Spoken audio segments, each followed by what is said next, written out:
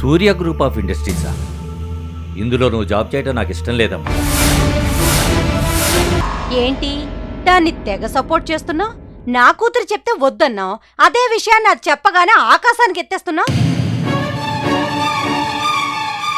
నీ అన్న కూతురు నీకు ముద్దైతే నెత్తి మీద పెట్టుకుని ఊరేగు, అంతేకాని నా కూతుర్ని తక్కువ చేసి మాట్లాడితే మాత్రం మర్యాదగా ఉండదు.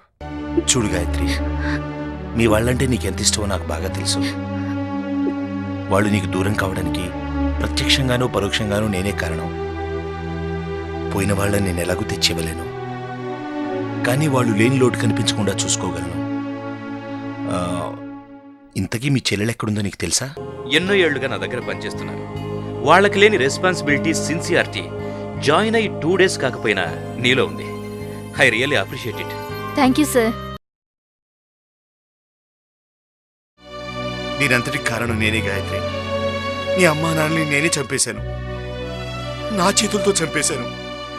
నన్నేం చేసిన పాపం లేదు, నన్నేం చేసిన పాపం లేదు.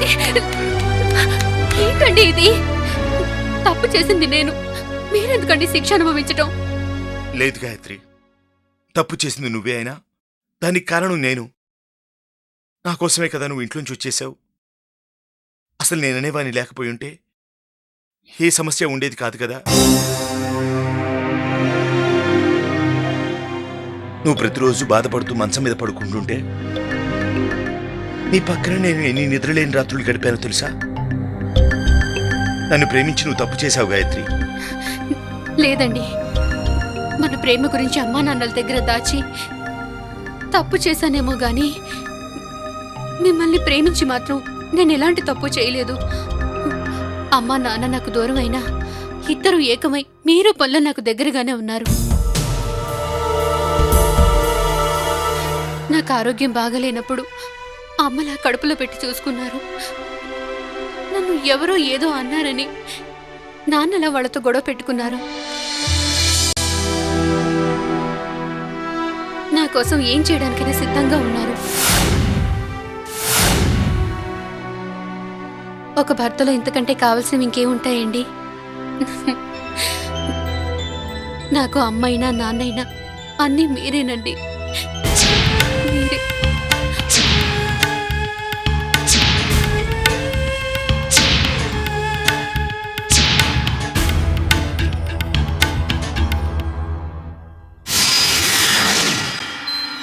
హలో, నేనమ్మగారు రత్తాల్ని.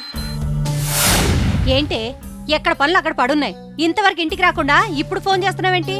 కొంచెం పనుంది, ఈ రోజు రాలేనమ్మా. వారానికి ఒకసారి నువ్వు ఇలా లీవ్ పెట్టుకుంటూ పోతే ఇంట్లో పనంతా ఎవరు చేస్తారనుకున్నావు? ఈ ఒక్క రోజుకి ఎలాగైనా సర్దుకోండమ్మా. ఉంటానమ్మా.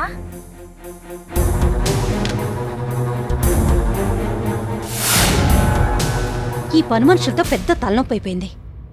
ఇప్పుడు ఇంట్లో పనులన్నీ ఎలా చేయాలి?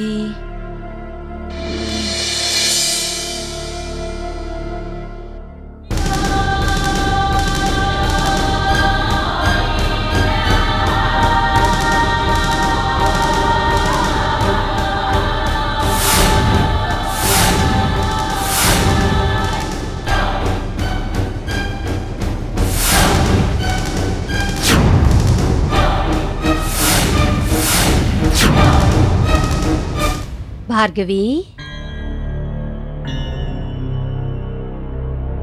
పేపర్ చదువుతున్నావా?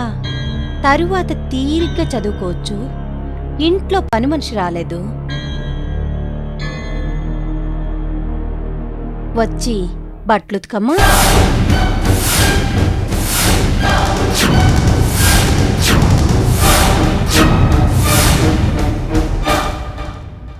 ఏంటి అలా చూస్తున్నావు? పని చేయడానికి నామోషిగా ఉందా? తిండి తినేటప్పుడు మనింట్లో తిండి అని తినటం లేదు, అలాగే పని చేసేటప్పుడు కూడా మనింట్లో పని అనుకునే చేయాలి. అది కాదు పిన్ని, ఇంట్లో నా బట్టలు కూడా అమ్మే ఉతికేది. నాకు బట్టలు ఉతకడం రాదు పిన్ని. ఆహా, మరి ఇంకేమొచ్చమ్మా? 3 పూట్ల బాగా మెక్కడం వచ్చా? నిన్ను కాదే, నిన్నిలా పెంచిన నీ అమ్మ బాబుని అనాలి. ఒట్టి ముద్దించేశారు కదే. చదువా అబ్బలేదు, పని పాట అస్సలు రాదు. నా కూతుళ్ళని చూడు. నా పెద్ద కూతురు హాస్టల్లోనే ఉండి పెద్ద పెద్ద చదువులు చదువుకుంటోంది. చిన్న కూతురు ఇంట్లోనే ఉండి చక్కగా చదువుకుంటోంది. బట్టలు ఉతకడానికి ఐఏఎస్ డిగ్రీలు అవసరం లేదమ్మా.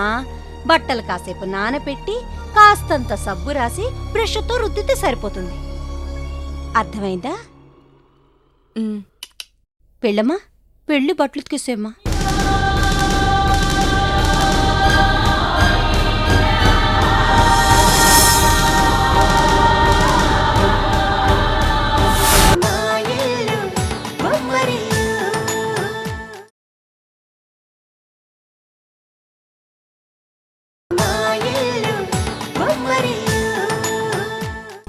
బట్టలు ఉతకడానికి ఐఏఎస్ డిగ్రీలు అవసరం లేదమ్మా.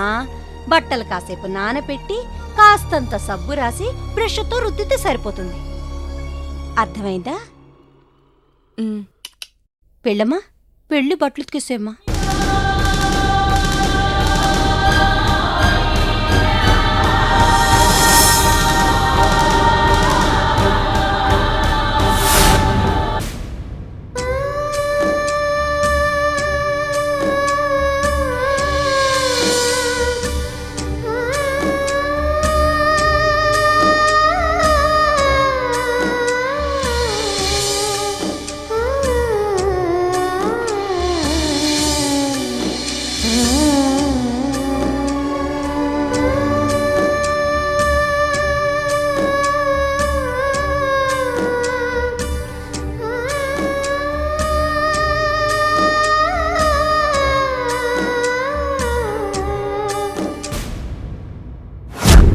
ఉతికేసావా?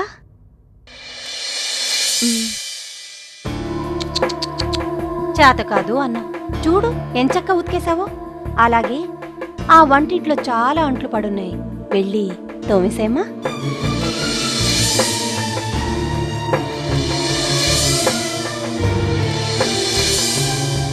వెళ్ళో.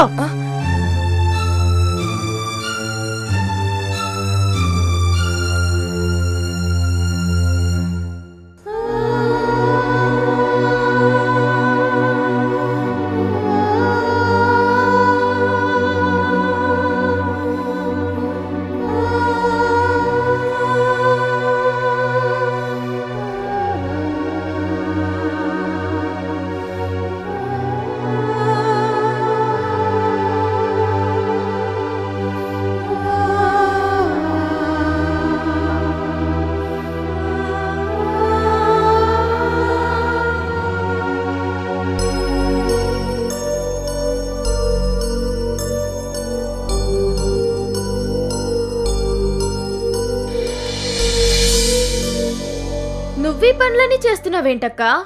మన పనులే కదా పల్లవి. ఎంత మన పనులైతే మాత్రం మరీ ఇలాంటి పనులు చేయిస్తుందా? రాను రాను అమ్మకి మతిపోతోంది. నాన్నకి చెప్తే గాని తిక్క కుదరదు. పల్లవి, వద్దు పల్లవి. ఈరోజు పని మనిషి రాలేదు. ఒకవేళ నేను చేయకపోయినా అమ్మైనా చేసుండేది కదా. అందుకే నేను చేశాను. అయినా నువ్వే అన్నావుగా నా గోల్ వేరని, ఇలాంటి చిన్న చిన్న విషయాలు పట్టించుకోవద్దని. అందుకే అనవసరంగా దీన్ని పెద్ద ఇష్యూ చేయకు ప్లీజ్.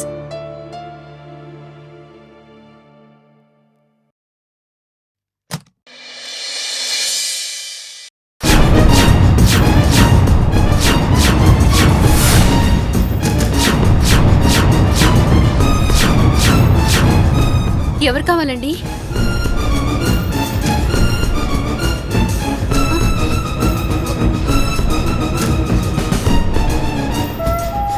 ఎవరండి మీరు? మీకెవరు కావాలి? ఎవరండి మీరు? మాట్లాడుతుంటే అలా లోపలికి వచ్చేసారేంటి?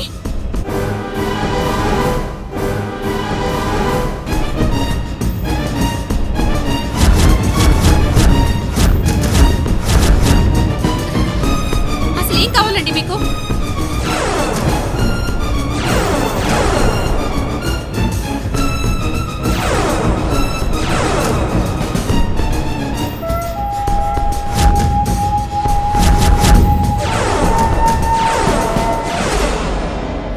అసలేం మాట్లాడరేంటి? మీరేదో పొరపాటుగా మా ఇంటికి వచ్చినట్టున్నారు. దయచేసి బయటికి వెళ్ళండి. వెళ్ళండి. చెప్పేది మీకే. జీవనిల్లిదేనా? అవును, ఇంతకు నువ్వెవరు? ఆయన భార్యని. అయితే మేము వచ్చిన అడ్రస్ కరెక్టే. కొత్తగా పెళ్లి చేసుకున్నాడా? ఆయనతో ఏదైనా పనుంటే ఆయన ఉన్నప్పుడు రండి. దయచేసి వెళ్ళండి. ఎప్పుడు రావాలో ఎప్పుడు వెళ్ళాలో మాకు బాగా తెలుసు. నోరు మూసుకొని వెళ్ళి కూర్చో.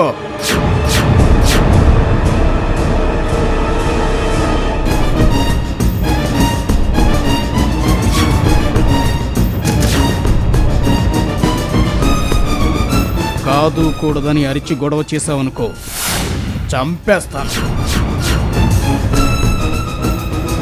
వెళ్ళు.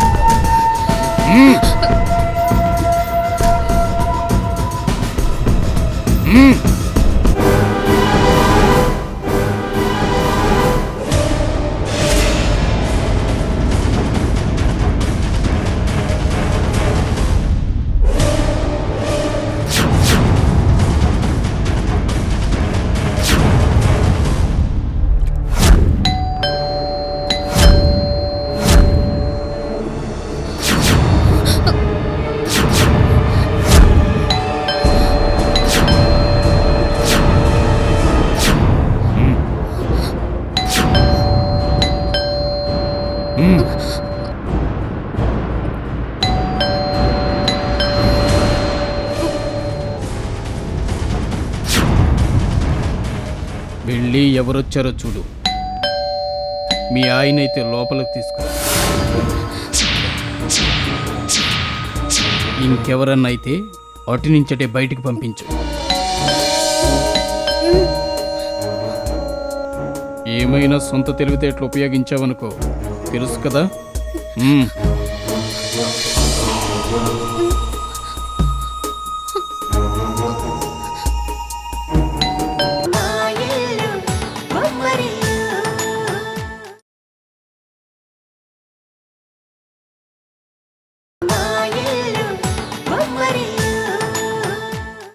ఏమైనా సొంత తెలివితేటలు ఉపయోగించావనుకో, తెలుసు కదా.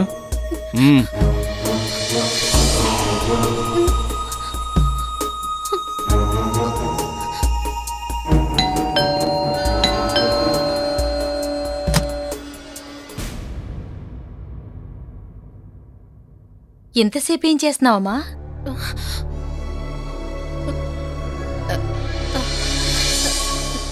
పనిలో ఉన్నాను ఆంటీ. ఏం కావాలో చెప్పండి. నేను మార్కెట్కి వెళుతున్నాను. మా ఆయన వస్తే కొంచెం కీస్ ఇచ్చేయమ్మా. అలాగే ఆంటీ. మర్చిపోకుండా ఇవ్వమ్మా. ఏంటమ్మా అదోలా ఉన్నావు? ఒంట్లో ఏమన్నా బాలేదా? అదేం లేదాంటీ, బాగానే ఉన్నాను. ఏమైనా సహాయం కావాలా? అవతల స్టవ్ మీద కూర మాడిపోతోంది, మళ్ళీ మాట్లాడతాను. అలాగేనమ్మా.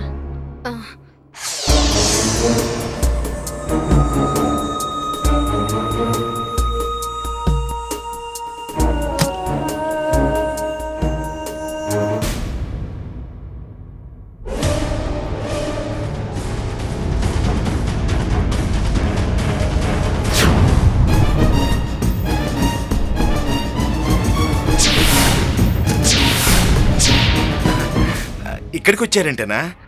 నాకు కబురు పెట్టుంటే నేనే మీ దగ్గరకు వచ్చేవాడినిగా. ఎన్నిసార్లు మాయ మాటలు చెప్పి తప్పించుకుంటావు? నాకెంత ఇవ్వాలరా నువ్వు? అసలు 1,00,000, వడ్డీ 1,50,000, మొత్తం 2.5 లక్షలు. తొందరలోనే తెచ్చిస్తానన్నా. ఎప్పుడిస్తావు? ఒక్క వారం రోజులు టైం ఇవ్వండి, మొత్తం ఇచ్చేస్తాను. ఇంట్లో లేడీస్ ఉన్నారు, కాస్త పరిస్థితి అర్థం చేసుకోండి. సరే, ఇదే నీకు లాస్ట్ ఛాన్స్. ఇంకొక వారం రోజులు ఇవ్వకపోతే కొత్తగా పెళ్ళయిందనుకుంటా.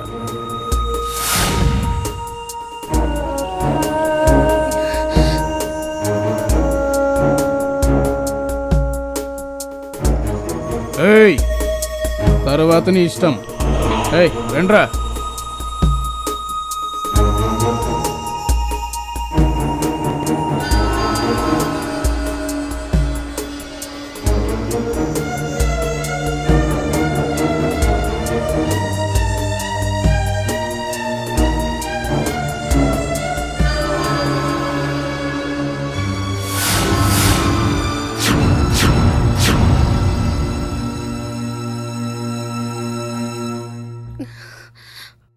గాయత్రి, నీకేం కాలేదు కదా?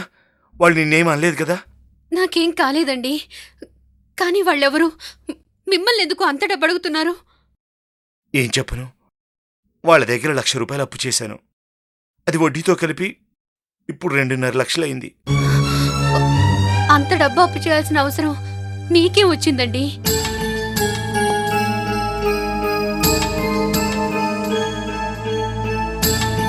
చెప్పండి, ఎందుకంత డబ్బు అప్పు చేశారు? ఏం చెప్పను గాయత్రి, అమ్మకి హార్ట్ అటాక్ వచ్చింది. ఆపరేషన్ కోసం అప్పు చేశాను. ఆపరేషన్కి డబ్బు అయిపోయింది.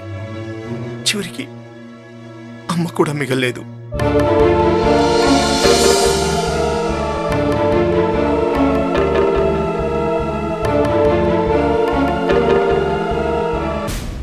నీకు ముందే చెప్దామనుకున్నాను, కానీ అప్పుడు అవసరం రాలేదు.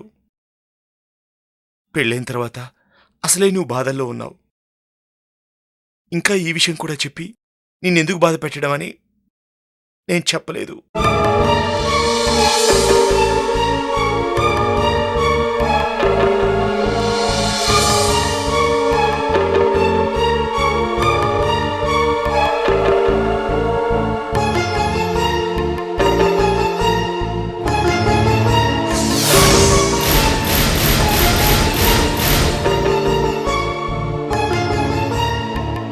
ఎలాగైనా వారం రోజుల్లో అప్పు తీర్చేయాలి గాయత్రి, లేకపోతే వాళ్ళు నన్ను బతకనివ్వరు.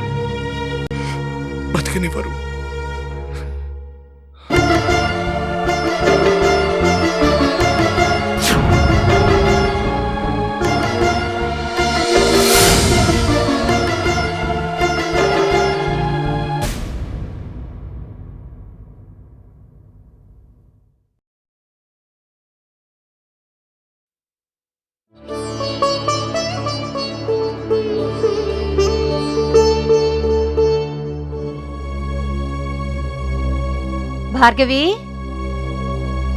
అమ్మా మహాతల్లి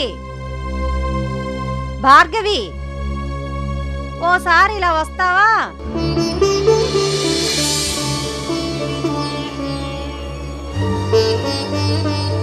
పిలుస్తోంది నిన్నే.